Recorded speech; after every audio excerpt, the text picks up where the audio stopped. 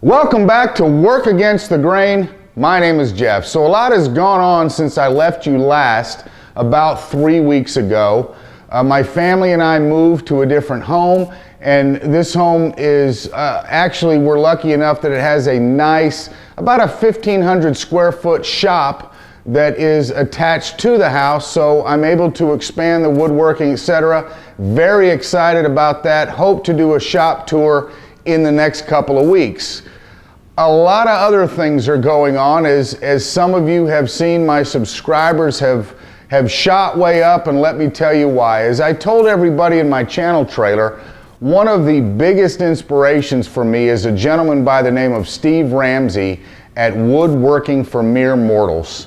And Steve is now doing something with a group called Subbable.com. I encourage you to go over there. I'll put a link in the description, where creators such as Steve, and I certainly don't put myself in a league like Steve, where creators, YouTube creators, can go out to their subscribers and get some help.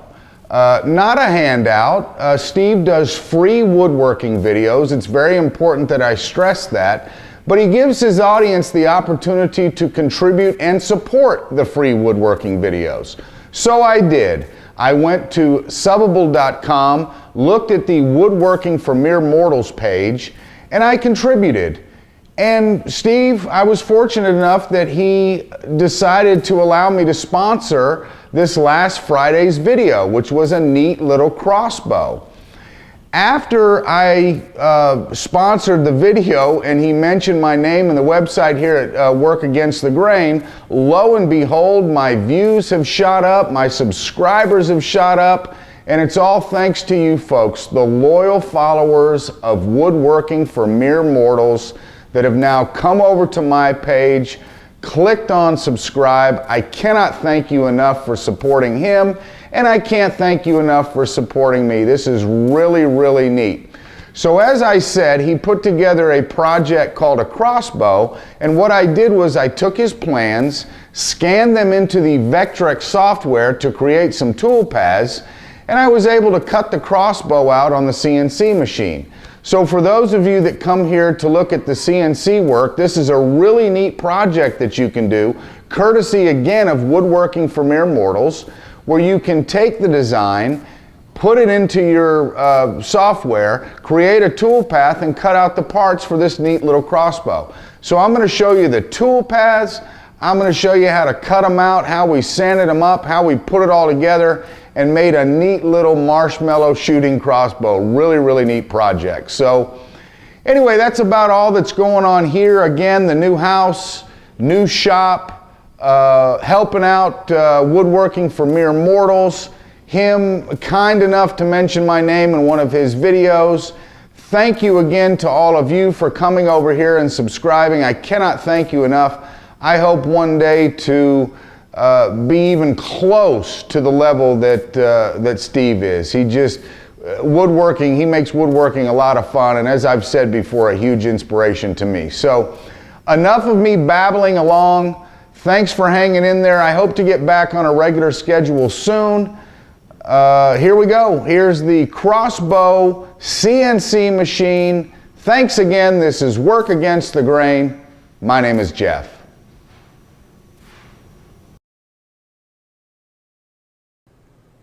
Okay, so the first thing that we have to do is to take the free PDF file that Steve gives us and create a compatible file with Vectrex, either a PNG or an EPS. I chose a PNG. I'm not going to walk you through the whole Photoshop and creating an image and all that. That's something different. So once you have the PNG file, we want to open up Aspire, create a new file, and I happen to know that it takes 7 inches wide, 14 inches on the y-axis, 3/4 of an inch tall. We have our XY position here, and click OK. Then we want to import a bitmap for tracing. Here is our PNG file, and we bring that file into Vectrex. As you can see, it's highlighted. We go Edit, trace bitmap, and we want this color right here, which I believe is this one. And you can adjust your default corners, your default noises, fading, etc. Click preview. That's what you're going to get. Apply and close. And now you have your vectors here. So we're going to come here, turn off our bitmap layer by clicking on the little light bulb and click close. Now, the way that the design was done, there are duplicate or overlapping vectors, and what we need to do is just come in here and highlight these and delete them, so you just have one vector for each of the shapes. And so I'm just highlighting one of these and deleting them. Okay, and then these lines here were notation lines that Steve had that came across in the PNG file. We're going to delete those as well as that little piece there and that little piece there. So here we go, 7x14 sheet. We have the outline of our parts, and now we can create the profile cutout toolpaths. Now, what y'all can do is select these and rotate them and position them in a way that fits your wood. And then we probably need to bring this one over a little bit, and then maybe take this one and move it up here so that it's out of the way. Alrighty, let's go over here, create a toolpath. Let's select all of these vectors here. Actually, I'm sorry, we want to select this. We're not going to do the holes. We're going to drill those by hand. Not going to do those on the machine. Just highlight these vectors here that you would like to create the profile cutout, and you're going to create a profile cutout. Start depth is 0, cut depth 0.716 so that it goes through the material. We're going to use a 1/4 inch end mill, and we're going to cut outside of the vector line so that we get the true shape, conventional cut. Then we want to add some tabs. So you select Add Tabs, Edit Tabs, and then you come over here and you click where you want the tabs to be placed. And we'll just put a few tabs here to hold the piece in place as the profile cutout takes place. There we go. And close. Now we have the tabs. Let's calculate. It's telling us that it's going to cut through the material, which is what we want. Click OK. There's the toolpaths, and we can do a preview all toolpaths, and boom, we have just cut out the 3 parts of the crossbow. Now, you can drill your holes as well. You could create a drilling toolpath and drill the holes here as well. I chose to do them by hand, but whatever is easiest for you. Come here, let's save our toolpaths to file, save it to wherever you'd like to save it, and you're done. It's time to take these toolpaths, put them into your CNC machine, and cut the crossbow out. That's coming up next here on Work Against the Grain. My name is Jeff.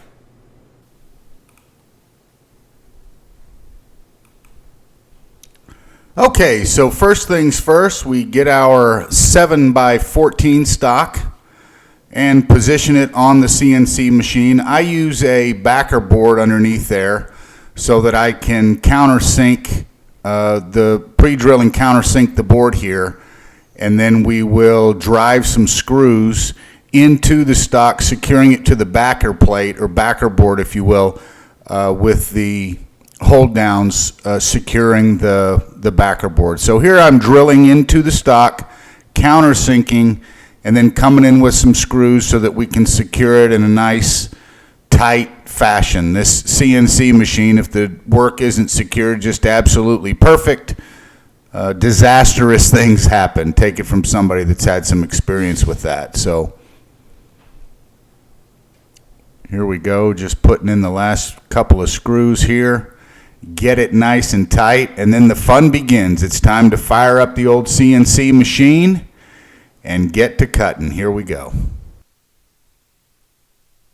All right, so the CNC machine is fired up here, and it goes, I don't know, probably 6 minutes and 37 seconds to be exact that it took to cut out the 3 pieces.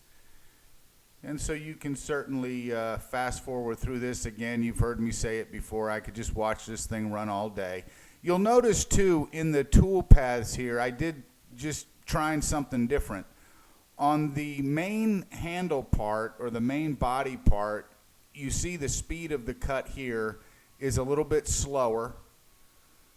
And then when I go into the T, or the front part of the crossbow, and the trigger, you'll see that it's much faster. And that was just me experimenting with some of the speeds and feeds of the CNC machine, because it's kind of a small piece of wood and it was made out of poplar, not a whole lot of money here, not a big tool path, and so I figured if I messed it up, it'd be easy to fix. So notice the speed and feed of the tool paths here, the difference in the main body, and then the bow part and the trigger.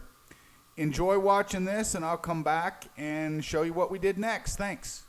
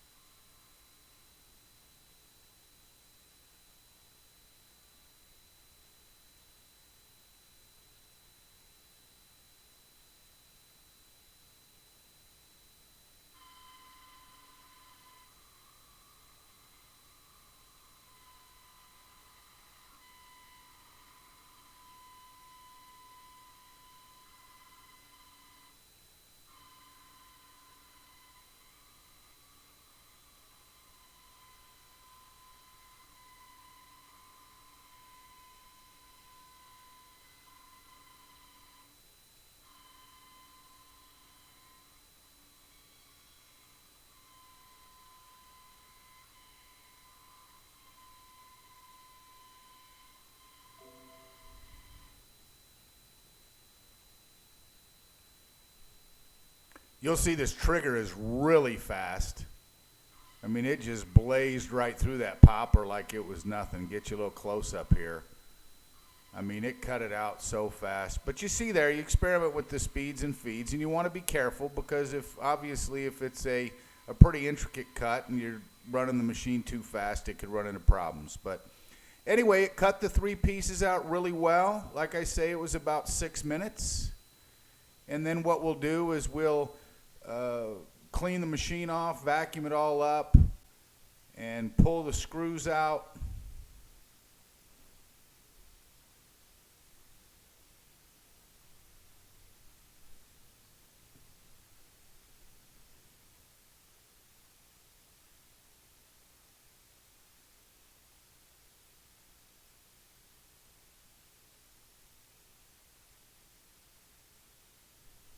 And there you go. 3 nice little pieces. Tabs are in place. And then we'll take it over to the workbench here, and you can see the tabs. I made them about 0.15 thick, so they would just, literally be strong enough to hold them in place while it was cutting the profile toolpath, and then easy to pop right out of there. So pop those out. Isn't that neat looking? And again, Steve did his on a bandsaw, but he's probably a lot better than me at the bandsaw. So this was a lot of fun. Cut them out exactly to the drawing. Really neat. So now we got to take it over to the oscillating drum sander and get them sanded up. And so here we'll just run it around the oscillating drum sander. I also want to apologize for the lighting. I'll get better with the lighting on these videos, guys. I'm really sorry. I'm trying to learn the whole woodworking thing and the video photography thing at the same time. So I apologize if the quality is not what you're used to, but we sure will get better at that, okay?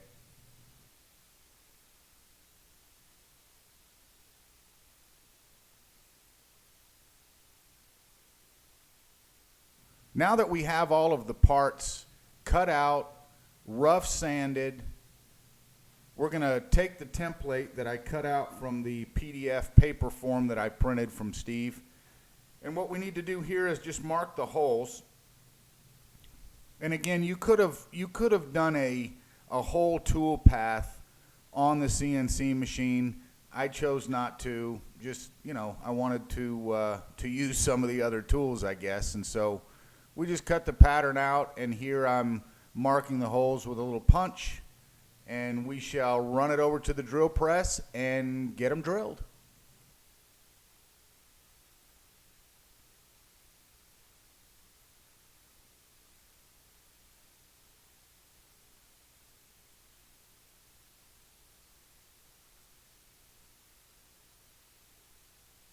One quick part, the V groove that the rod comes up and pushes the band or the rubber part, the CNC machine, because we used a 1/4 inch bit, is not able to make that tight of a cut. And so here I just took it over to the bandsaw and enlarged that cut. And now here we are at the drill press, and we're just going to drill all the holes out on the main body and the front bow part. And again, sorry about the lighting.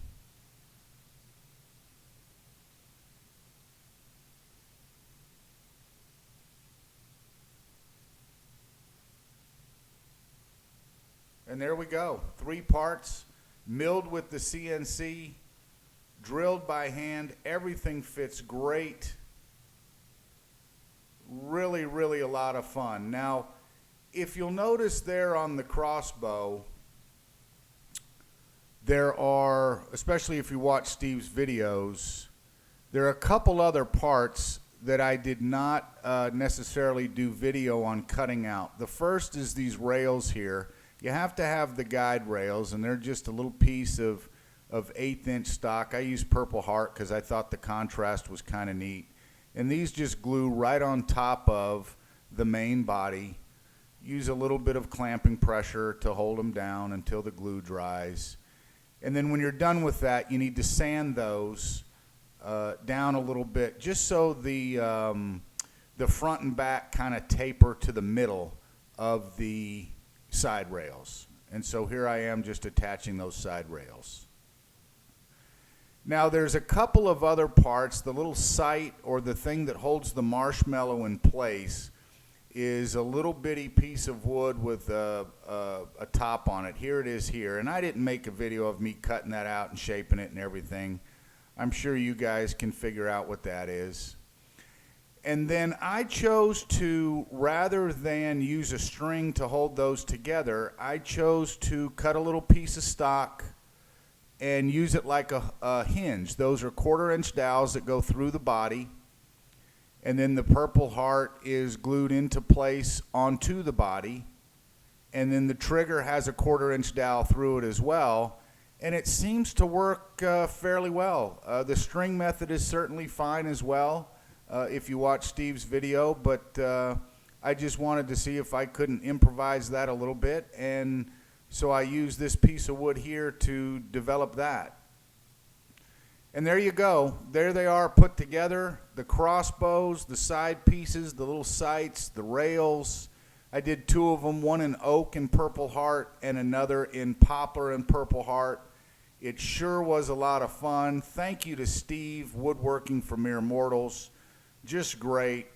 And then, guys, of course, you'll need to put your rubber bands on there, and you see the little dowel sticking there. So the dowel goes in there and then pushes up, and just a really fun project. Thanks again, guys, for coming over to the channel. Really appreciate it. Thank you to Steve for the plans and the inspiration for the crossbow. I hope to have some more videos up soon. Again, this is Work Against the Grain. My name is Jeff.